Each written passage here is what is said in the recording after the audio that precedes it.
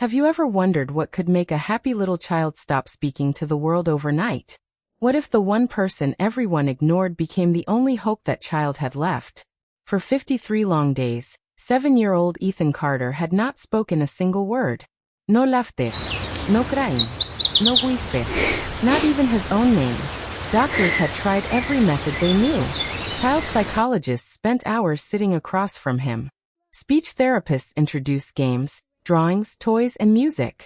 Nurses rotated through the room every day hoping for some small response. Nothing changed. Ethan simply sat beside the window in room 12 at North Valley Children's Hospital. His knees stayed close to his chest. His eyes stared outside as though he was watching a world nobody else could see. The nurses called it silence. The specialists called it trauma. The reports called it selective mutism. But no report could explain what was happening inside the little boy's heart. Everyone had reached the same conclusion. Nothing more could be done. Everyone. Except one nurse. Her name was Emily Brooks. Emily wasn't famous inside the hospital. She wasn't loud. She didn't try to impress anyone. She simply arrived every morning before sunrise, finished her work carefully, and treated every child as if they deserved unlimited patience. Many people thought she was unusually quiet. Some even believed she kept too much distance from others.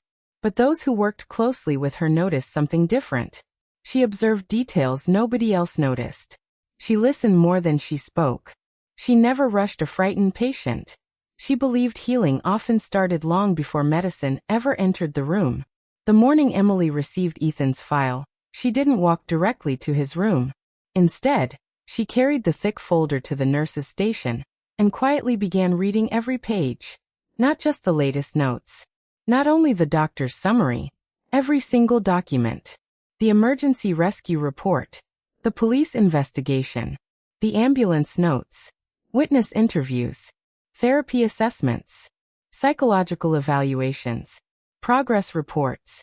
Family interviews. Every page told part of a heartbreaking story. Nearly 2 months earlier, Ethan had been driving home with his father after spending the weekend fishing together. They were laughing, talking, planning another trip for the following weekend. Heavy rain had covered the highway. One sharp turn. One moment of lost control.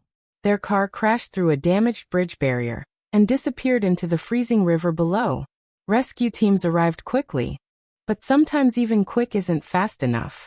According to the reports, Ethan's father managed to free his son from the sinking vehicle. He lifted the frightened boy above the icy water with every bit of strength he had left.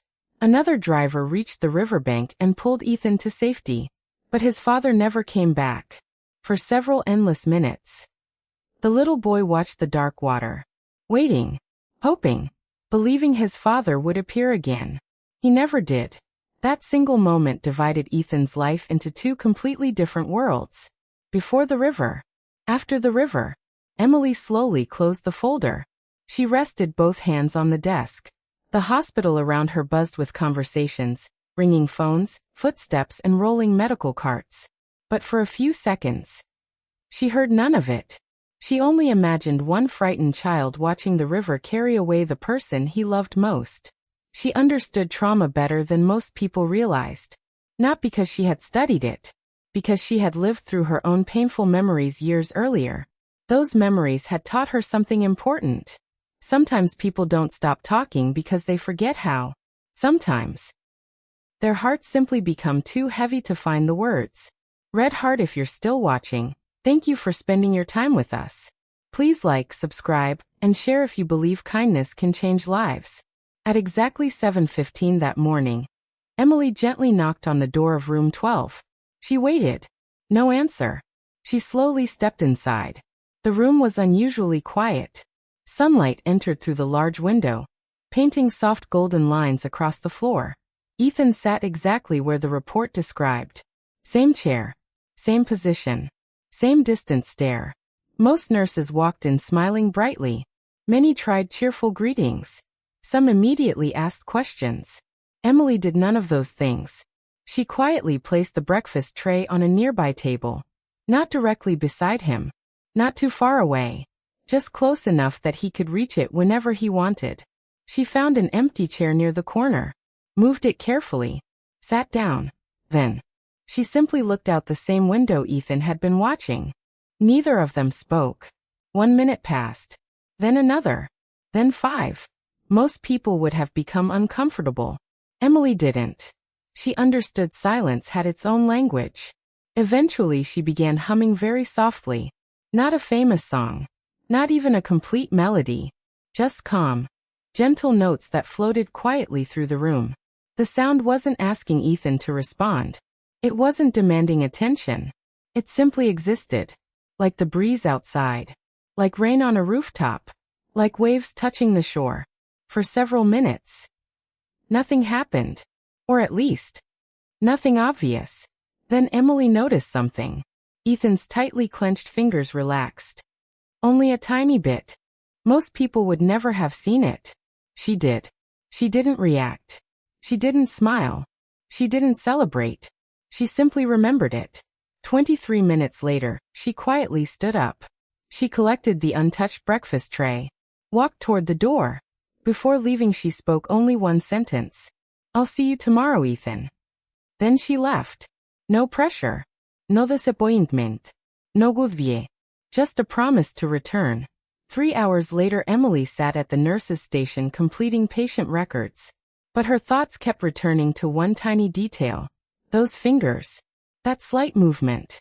It lasted less than a second. Yet somehow, it mattered. Across the hallway, the head pediatric psychiatrist, Dr. Leonard Hayes, watched Emily through the glass wall of his office. He had built an impressive career over nearly 30 years. His reputation attracted families from across the country. Doctors measured success with charts. Therapists counted responses. Emily counted something different. She counted moments. A relaxed hand. A slower heartbeat. A child choosing not to hide as deeply as yesterday. Sometimes those tiny moments became the first steps toward recovery. The following morning, Emily arrived even earlier than usual. Before visiting Ethan, she stopped by the hospital garden. It wasn't a large garden, just a peaceful courtyard filled with flowers, small trees, smooth walking paths, and a quiet fountain in the center. Children often visited it during recovery.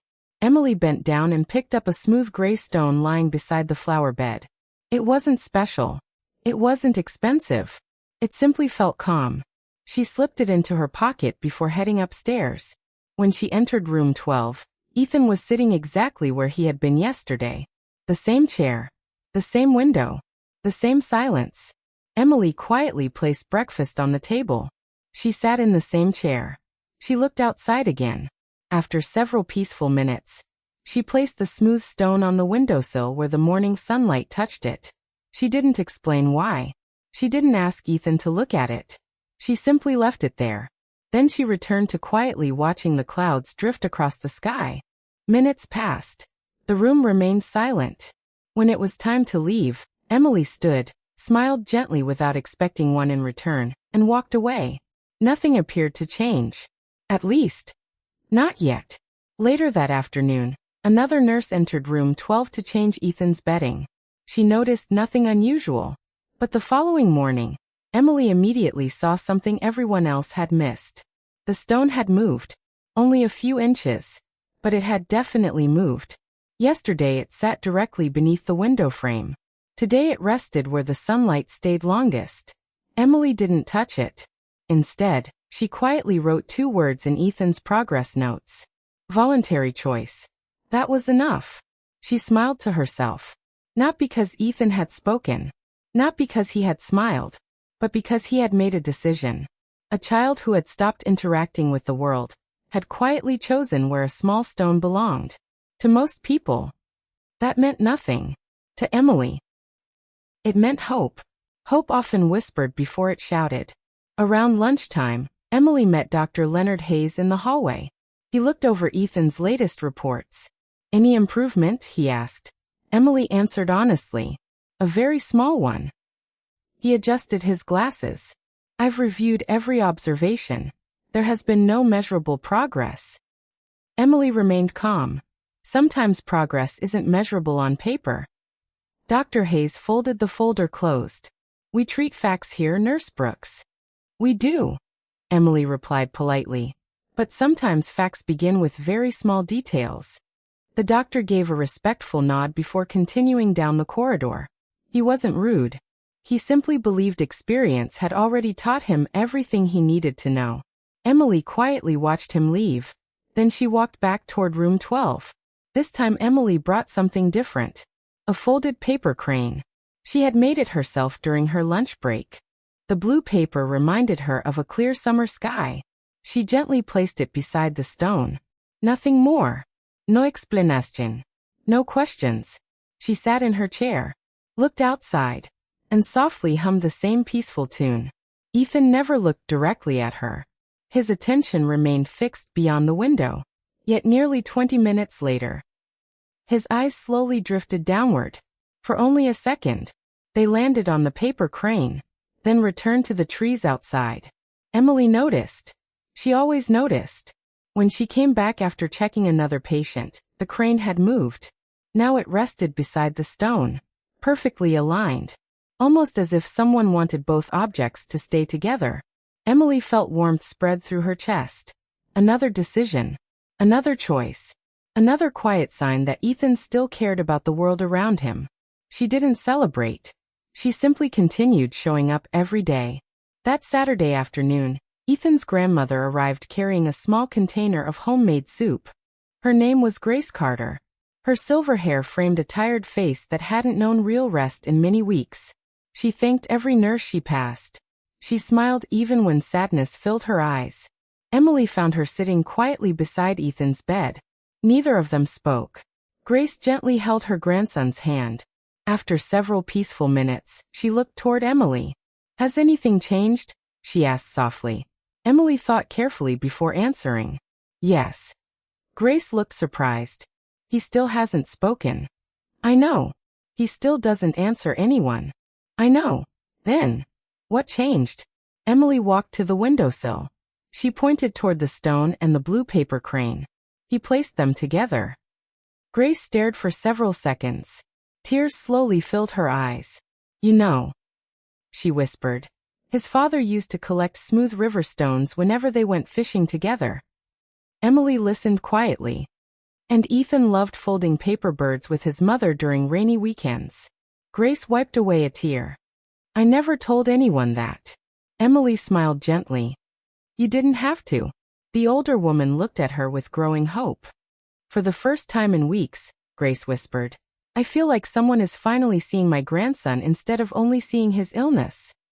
Emily didn't know what to say, so she simply sat beside them. Sometimes presence spoke louder than words. Outside the window, the afternoon sunlight slowly covered the little stone and the blue paper crane together. Neither object was valuable, but together, they became the first bridge between a silent little boy and the nurse who refused to stop believing in him. Emily kept the same routine every morning. She never rushed into room 12. She never expected Ethan to change overnight. Healing wasn't a race. It was a journey measured in tiny moments that most people never noticed. The hospital continued to wake around them each morning. Medical carts rolled through the hallways. Doctors discussed patient reports.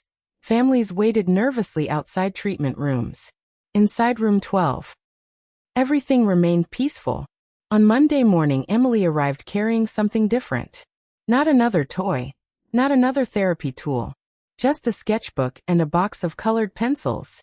She placed them on the small table near the window. She didn't slide them toward Ethan. She didn't ask him to draw. She simply opened the first page and began sketching quietly. Her drawing wasn't impressive. In fact, it was terrible. She laughed softly at herself. "I've never been very good at drawing," she said with a gentle smile. "I think this bird looks more like a potato with wings." The room stayed silent. Emily continued adding funny little details. The bird now wore oversized boots. Then a tiny hat. Finally a huge backpack. She quietly chuckled. "If anyone sees this," she whispered, "they'll think I completely missed art class." For just a fraction of a second, Ethan looked away from the window. His eyes landed on the drawing. Only briefly. Then they returned outside. Emily noticed. She always noticed. She didn't mention it. She simply turned the page and began another silly sketch. Later that afternoon, another young patient wandered into room 12 by mistake. Her name was Lily. She was 6 years old and recovering from a broken arm. She stopped near Ethan's bed. "Oh." She looked embarrassed. "I think I'm in the wrong room." Emily smiled warmly. "I think you are." Lily looked toward Ethan. "Does he want to color?" Emily answered honestly. "I don't know." Lily thought for a second.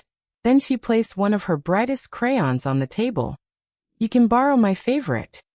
Without waiting for an answer, she smiled and walked back into the hallway. The little yellow crayon stayed on the table.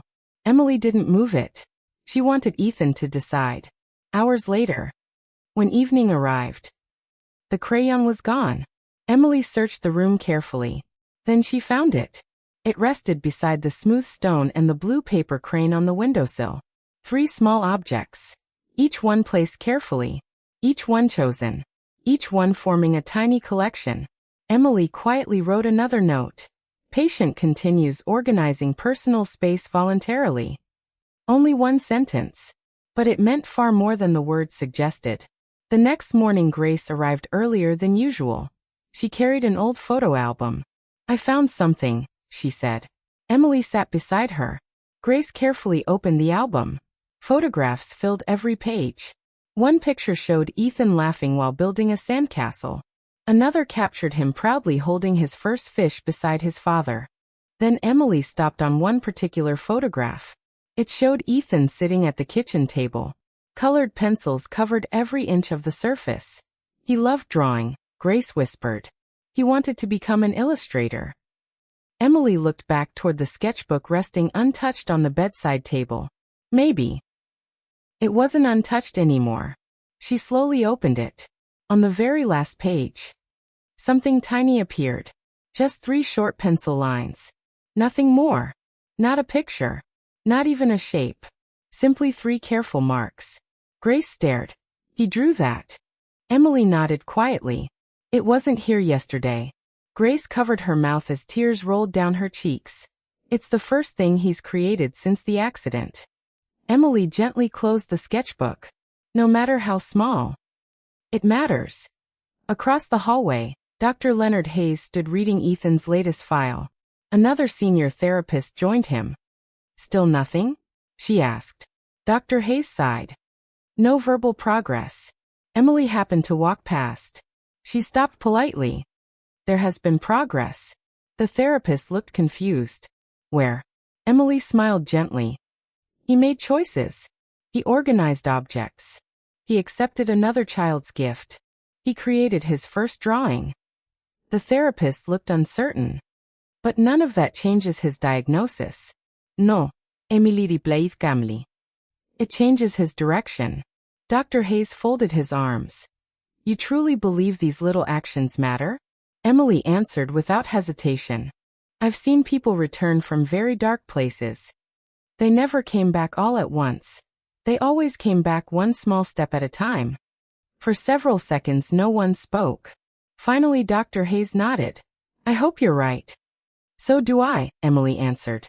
That afternoon Emily returned to room 12 carrying only one thing.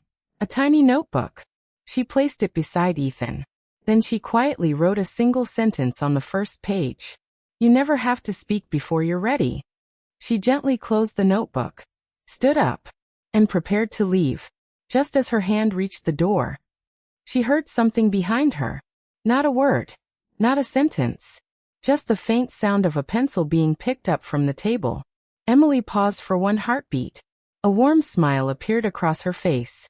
Without turning around, she whispered softly, "I'll see you tomorrow." Then she quietly walked into the hallway, leaving Ethan alone with the notebook, the colored pencils, and perhaps, for the very first time since that terrible day by the river, a small reason to believe tomorrow might be different. Emily could feel something changing. Not inside the hospital. Inside Ethan. The little boy who had once refused to notice anything around him was beginning to observe the world again. He still hadn't spoken. But silence no longer felt empty. Now it felt like someone quietly preparing to return. Each morning he moved the little collection on the windowsill. The smooth stone, the blue paper crane, the yellow crayon. Sometimes he lined them up perfectly. Other times he spaced them apart. Emily never asked why. She simply noticed. A week later, something unexpected happened. Emily entered room 12 carrying breakfast as usual. Before she even reached the table, she stopped. The bed was empty.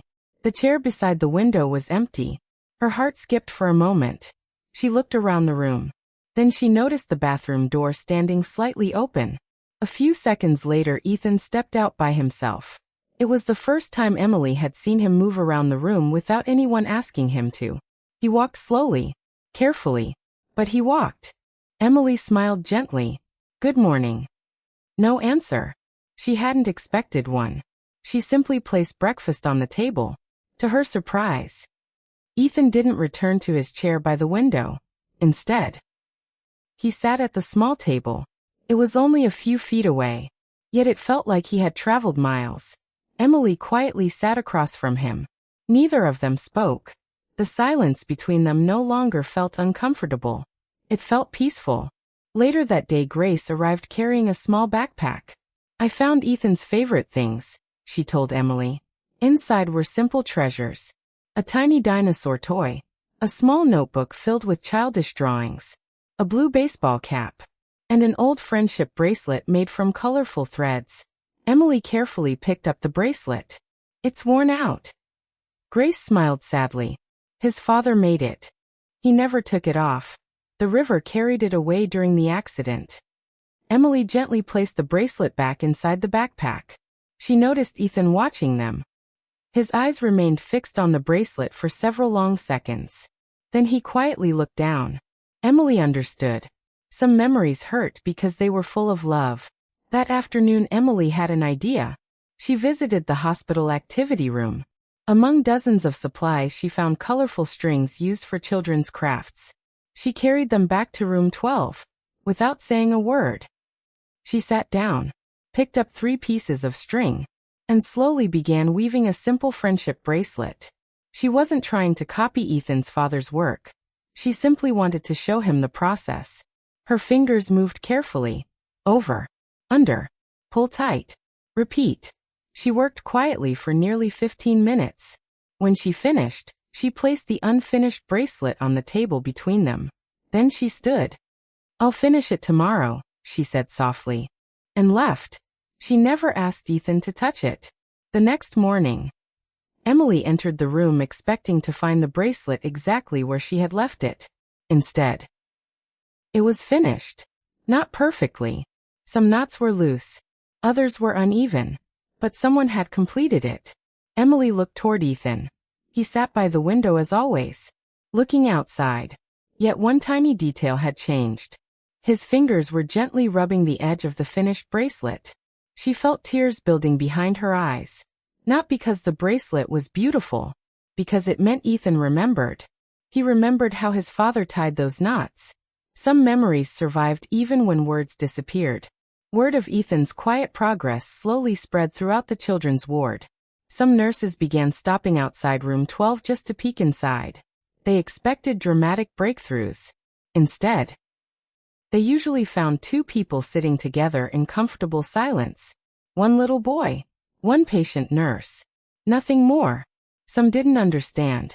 Others began copying Emily's approach with frightened children across the ward. Surprisingly, several anxious patients became calmer. Parents noticed. Doctors noticed. Even Dr. Leonard Hayes quietly began reading Emily's observation notes every evening. One afternoon he approached her in the hallway. "You've spent nearly a month with Ethan." Emily nodded. "I have." "What happens if he never speaks again?" Emily looked through the nearby window, where children played in the rehabilitation garden. Then she answered, "Then I'll still make sure he knows someone never stopped listening." The doctor stood silently beside her. After a long pause he said quietly, "I've spent years trying to help children." Emily looked at him. "I know. But lately..." He hesitated. "I think I've been trying to fix them too quickly." Emily offered a gentle smile. Sometimes children don't need someone to fix them. They need someone willing to stay. Dr. Hayes slowly nodded. "Perhaps. For the first time in many years, he realized healing wasn't always about finding the fastest solution. Sometimes, the greatest medicine was simply refusing to give up. That evening, as the golden sunset filled room 12, Ethan did something no one expected. He stood from his chair, walked slowly toward Emily, held out the uneven friendship bracelet with both hands, and after several quiet seconds, he carefully placed it into her open palm. Then he returned to his chair without making a sound. Emily looked down at the bracelet. It wasn't a gift. It was trust. And she understood that trust was often the hardest thing for a broken heart to give. As she slipped the bracelet gently around her wrist, she whispered softly, "Thank you, Ethan." For the briefest moment, the corners of the little boy's lips lifted. Not quite a smile, but close enough to fill the room with hope. Emily wore the handmade friendship bracelet every single day. It wasn't perfect. Some of the knots were uneven. One end was slightly longer than the other. But to Emily, it was more valuable than anything she could have bought. Every time she looked at it, she remembered one important truth. Ethan had trusted someone again. And trust was always the first step toward healing. Over the next few days, the atmosphere inside room 12 slowly changed. The silence was still there, but it no longer felt cold. Instead, it felt peaceful. Sometimes Ethan looked out of the window. Sometimes he watched birds land in the hospital garden. Sometimes he quietly turned the pages of his sketchbook. Emily never interrupted him. She simply shared the space. One rainy afternoon, she carried 2 mugs into the room. One held hot coffee, the other held warm chocolate. She placed the chocolate on the table beside Ethan. "I thought today felt like a hot chocolate kind of day," she said softly. She didn't ask if he wanted it. She simply sat down with her own coffee. After several minutes, Ethan reached for the mug. He wrapped both hands around it and slowly took a sip. Emily smiled without saying a word. Little moments like these mattered. The following morning, a new patient arrived on the children's ward. His name was Noah. He was 8 years old and recovering from major surgery. Unlike Ethan, Noah loved to talk. He asked questions about everything. He spoke to every nurse. He greeted every doctor. Within an hour, he had already learned nearly everyone's name. When Noah noticed Ethan sitting quietly by the window, he walked over with a cheerful smile. No answer. "My name's Noah." Still nothing. "I like dinosaurs." Silence. Emily gently approached. "He's having a quiet day." Noah nodded. "That's okay." Instead of asking more questions, Noah reached into his pocket. He pulled out a small toy astronaut. "My grandpa gave me this," he said. "He says astronauts are brave because they explore places nobody else can see." He placed the little toy beside Ethan's sketchbook. "You can borrow him." Then Noah happily skipped away. Emily watched Ethan. His eyes rested on the tiny astronaut for a long time. He didn't move it. He didn't push it away. He simply accepted that someone had shared something important with him.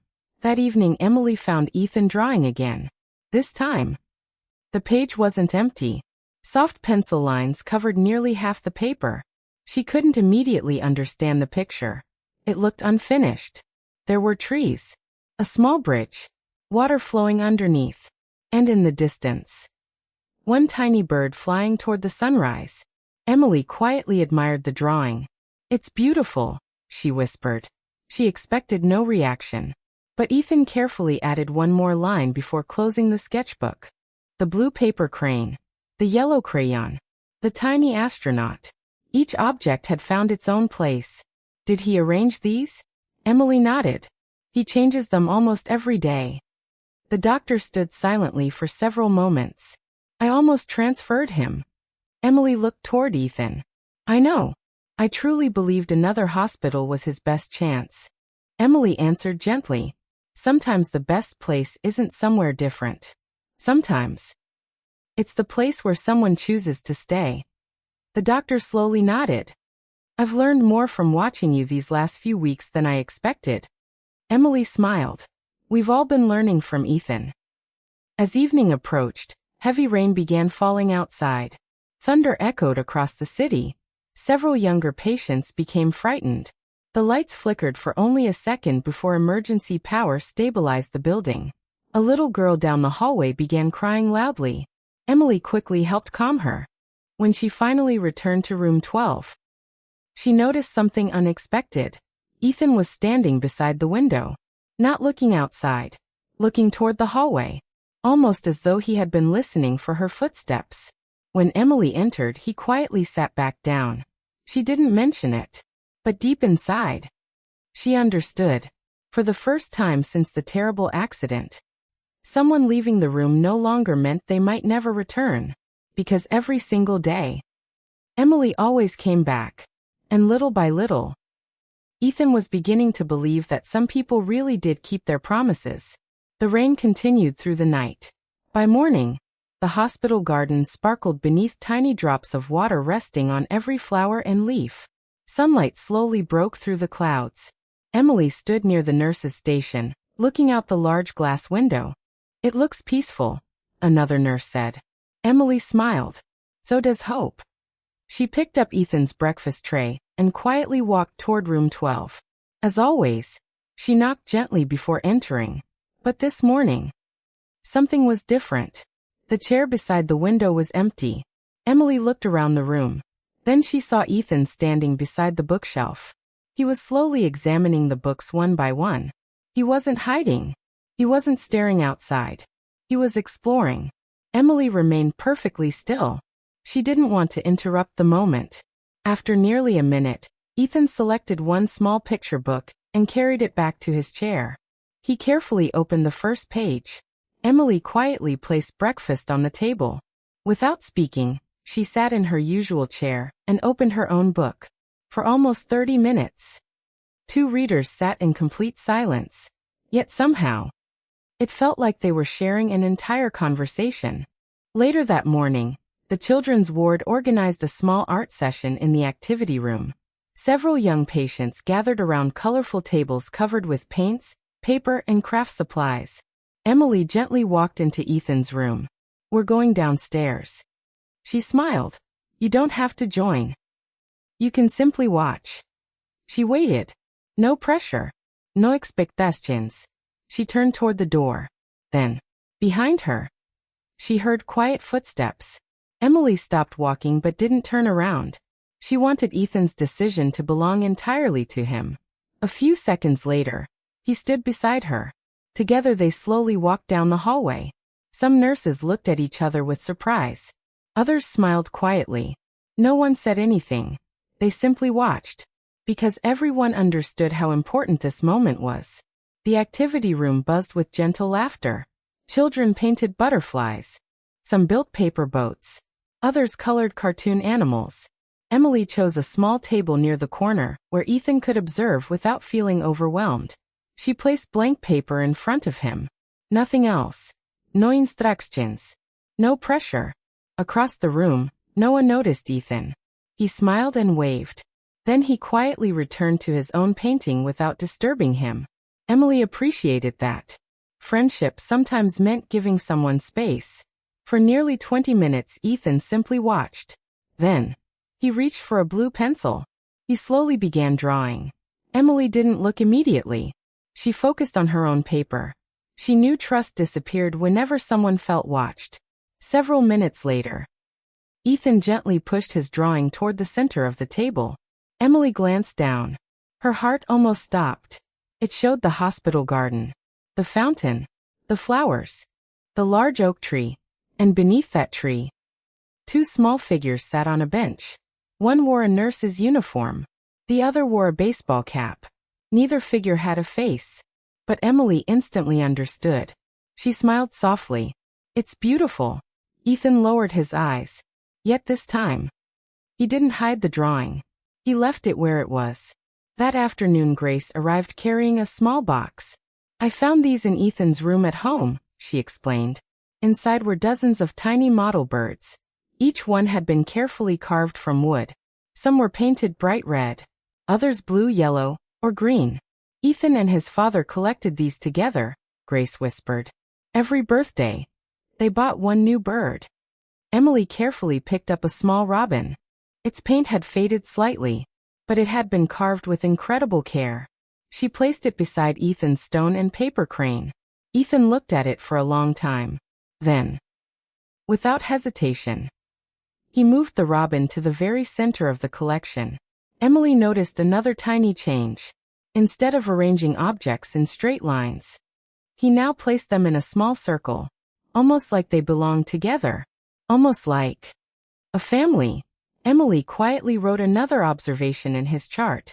Patient showing increasing emotional connection through symbolic organization. To anyone else, it sounded like ordinary medical language. To Emily, it meant Ethan's heart was slowly opening. The following day, Dr. Hayes invited Emily into his office. "I've been reviewing Ethan's progress." Emily sat down. The doctor smiled. "Not his medical reports. Your notes." Emily looked surprised. "They're different. I only write what I observe." "Exactly." He leaned back in his chair. "You never write what you hope will happen. You only write what actually changes." Emily nodded.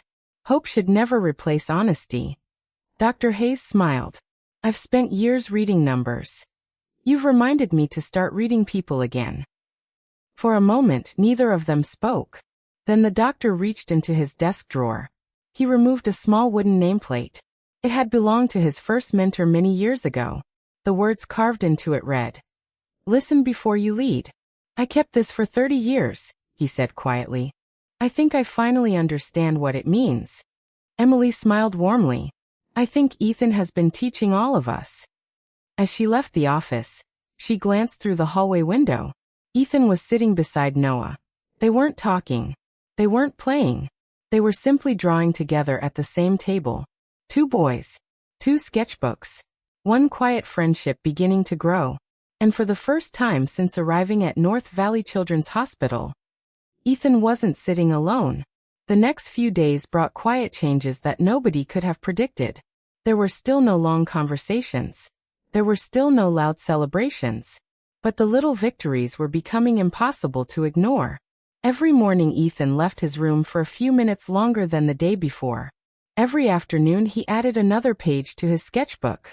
Every evening he carefully arranged the little collection on the windowsill before going to sleep. The smooth stone. The blue paper crane. The yellow crayon. The tiny astronaut. The wooden robin. Each object reminded him that life still held memories worth protecting.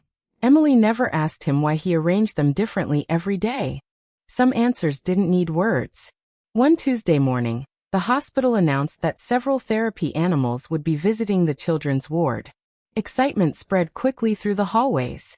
Children laughed as volunteers arrived carrying gentle dogs wearing colorful scarves.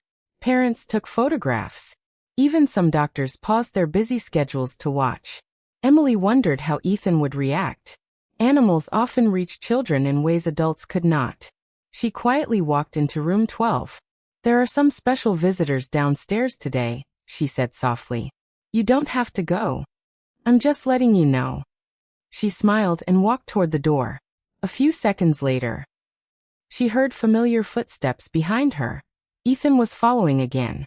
Not because anyone had asked him, because he had chosen to. Emily's heart filled with quiet happiness.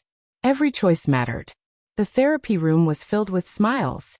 Children sat on colorful rugs while friendly dogs calmly greeted each family. One golden retriever named Sunny slowly walked around the room, stopping beside different children. When Sunny reached Ethan, something unexpected happened. The dog didn't bark. He didn't jump. He simply sat beside Ethan's chair and gently rested his head against the little boy's knee. The room became silent. Ethan looked down. For several long seconds, neither of them moved. Then, very carefully, Ethan lifted his hand. His fingers trembled slightly. Slowly, he placed his hand on Sunny's soft golden fur. The dog's tail wagged once. Emily felt tears gathering in her eyes. It wasn't simply because Ethan touched the dog. It was because he had reached out first. For the first time since arriving at the hospital, he had initiated contact. Without fear. Without hesitation. The volunteer smiled. "Sunny seems to like you." Ethan remained silent. But he didn't pull his hand away. Later that afternoon, Dr. Hayes reviewed the therapy notes. He looked toward Emily. The volunteer reported physical interaction lasting nearly 6 minutes. Emily nodded. He felt safe. The doctor smiled. That sentence means more than every medical chart I've read this week. Emily laughed quietly. I told you. He needed time. Dr. Hayes looked through the observation window into Ethan's room. You were right. Emily gently shook her head. No. Ethan was. He simply needed someone willing to wait. For a long moment, both of them watched the little boy drawing by the window. The silence between doctor and nurse carried a new kind of respect. That evening Grace arrived carrying a small envelope. I found this while cleaning Ethan's father's workshop. Inside was a folded piece of paper. The edges had become worn over time. Grace carefully unfolded it. It wasn't a letter. It was a list. At the top, written in neat handwriting, were the words, Summer Adventures. Below were simple dreams. Go camping beneath the stars. Teach Ethan how to build a birdhouse. Ride bicycles through the forest. Watch the sunrise together. Catch the biggest fish in the lake. Plant an apple tree. Emily quietly read every line. Grace wiped away tears. He never got to finish this list. Emily looked toward Ethan. Then she smiled gently. Maybe someone else can help finish it. Grace looked surprised. You mean? Emily nodded. Not exactly the same way. But maybe. One dream at a time. Grace smiled through her tears. I think he would have wanted that. The following weekend the hospital organized a small outdoor morning in the rehabilitation garden. Only patients who felt comfortable could attend. Emily wasn't sure whether Ethan would come.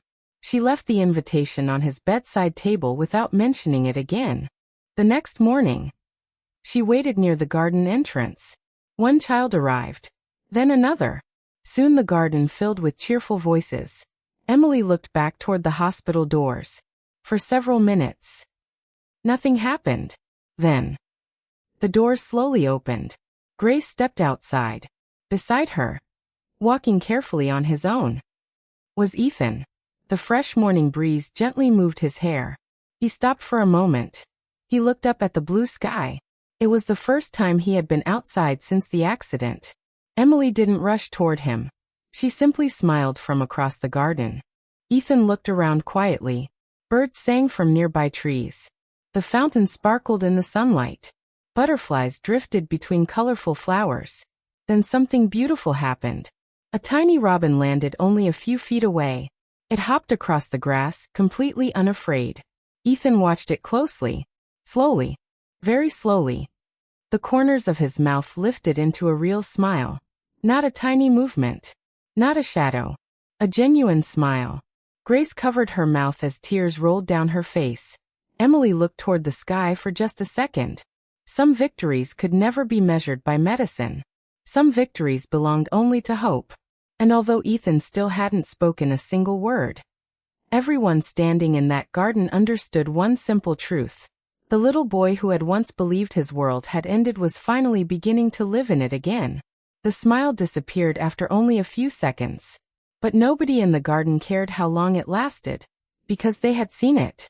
A real smile. One that came from Ethan's heart instead of being asked for by someone else. Grace quietly wiped the tears from her face. Emily didn't clap. She didn't celebrate. She simply smiled back. She knew healing wasn't about one magical moment. It was about collecting hundreds of small victories until they became a new life. That morning became one of those victories. After returning to the hospital, Ethan surprised everyone again. Instead of walking directly to room 12, he stopped outside the nurses' station. Several nurses looked up from their desks. They smiled warmly. No one crowded him. No one tried to start a conversation. Emily had taught everyone an important lesson.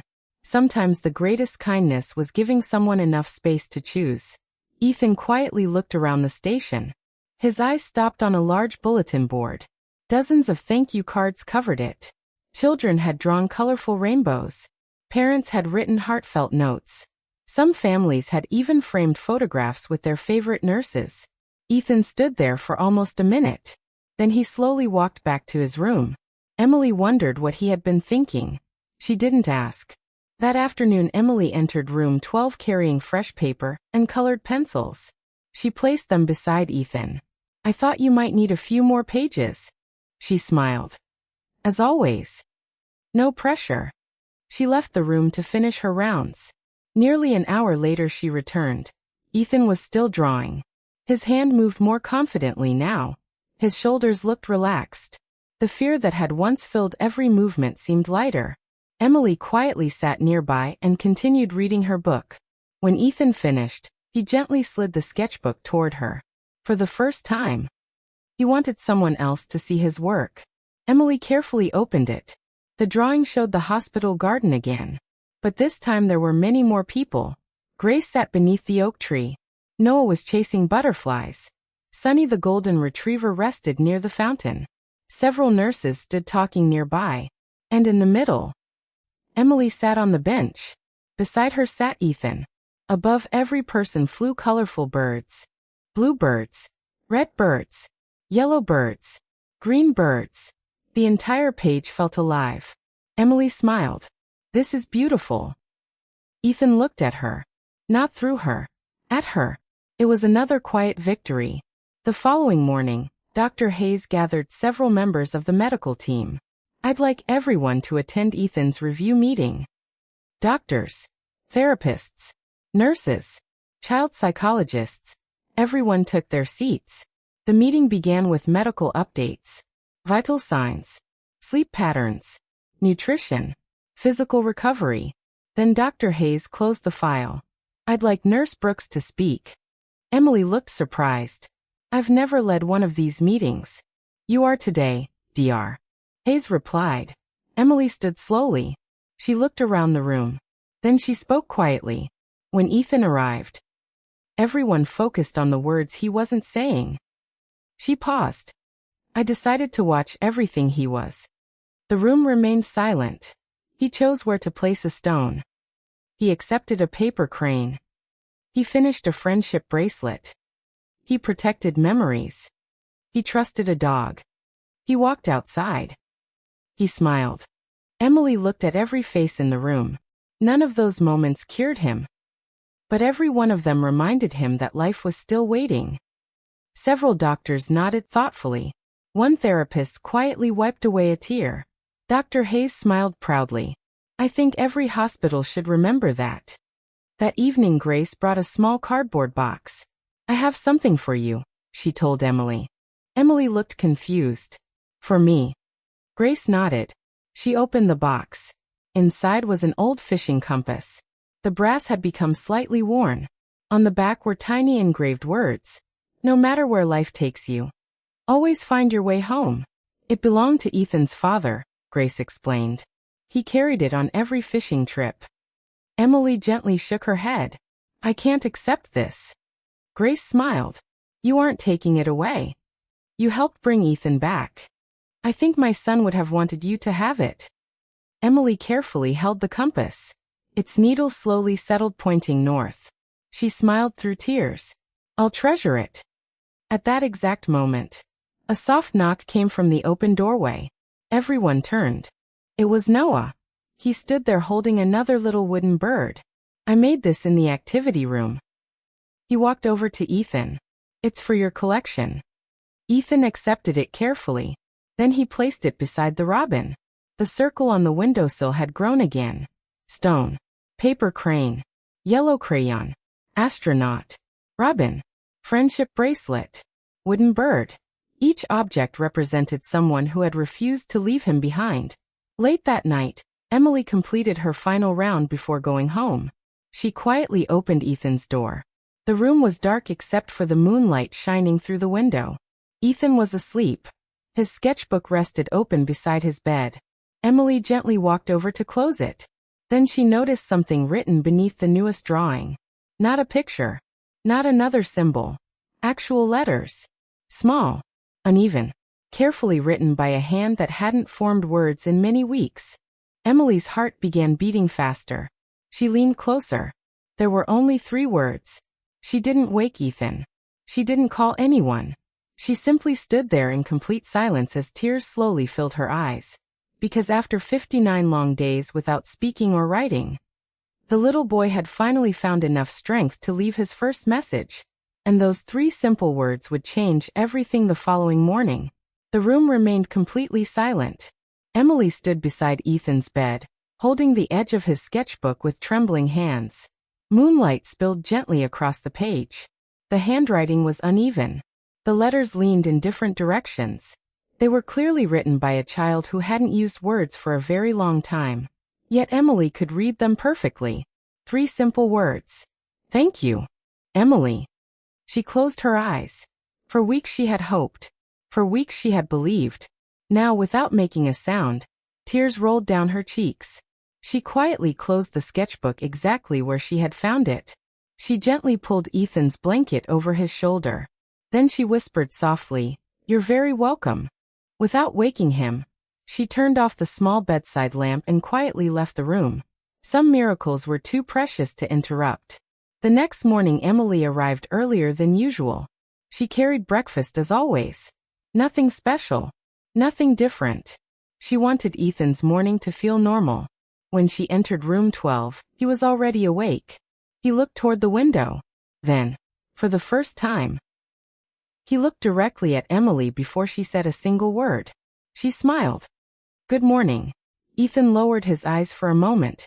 His fingers gently touched the friendship bracelet on Emily's wrist.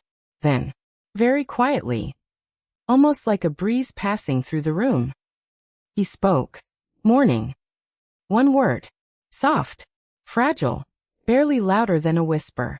Emily didn't cry. She didn't rush toward him. She didn't call for help. Instead, she smiled exactly the way she always had. "Good morning, Ethan." As though hearing his voice had always been the most natural thing in the world.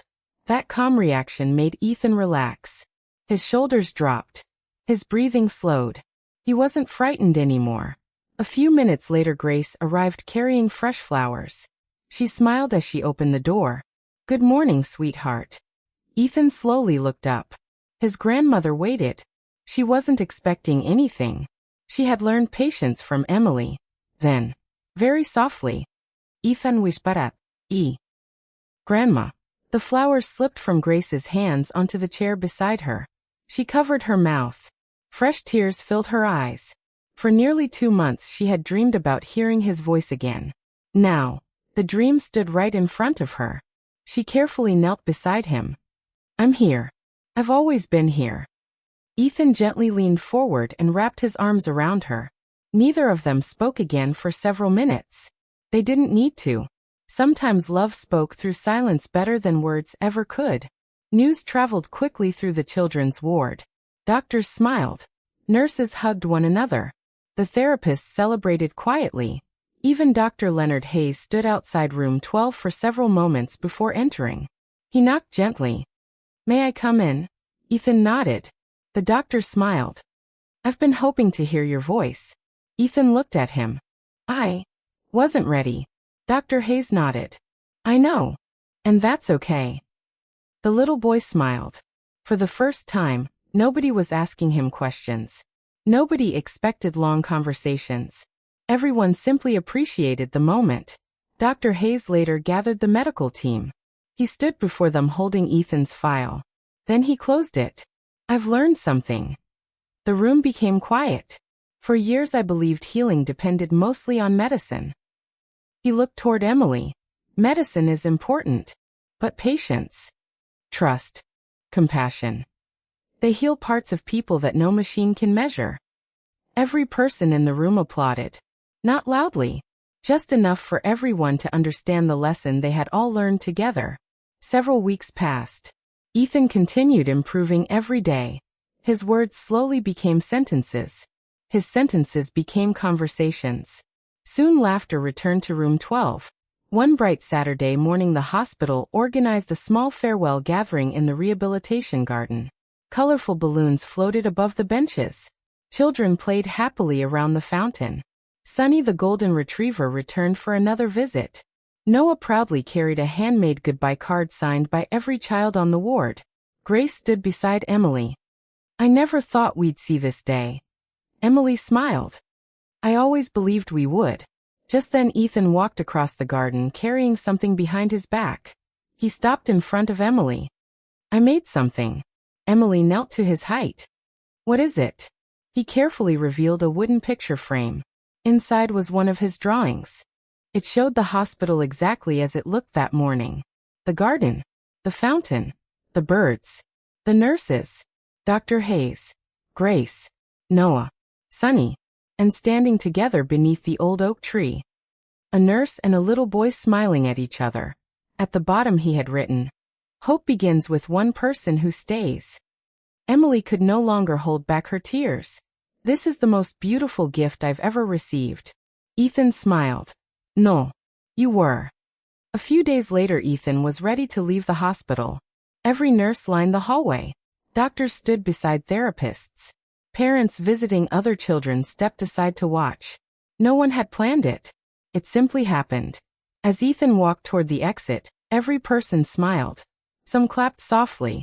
Others waved. He stopped halfway down the hallway, turned around, looked directly at Emily. Then in a clear, confident voice he said, "I'll never forget you." Emily smiled through tears. "And I'll never forget you either." Ethan ran back one last time and hugged her tightly. Not because he was afraid, not because he needed saving, but because he wanted to say goodbye. As he walked through the hospital doors holding Grace's hand, sunlight filled the entrance. For the first time since the accident, he wasn't walking away from pain. He was walking toward life. Months later, a small package arrived at North Valley Children's Hospital. It was addressed to Emily. Inside was a photograph. Ethan stood beside a young apple tree in his grandmother's garden. He was smiling brightly. Around his wrist was a new friendship bracelet. In his hands was a wooden birdhouse. On the back of the photograph he had written, "The birds came home. And so did I." Emily placed the photograph beside the little compass on her desk. Whenever difficult days came, she looked at those two simple reminders. One pointed north. The other pointed toward hope. And she remembered that healing wasn't always about finding the perfect medicine. Sometimes, healing began with one patient heart, one quiet promise, one act of kindness, and one person who refused to give up.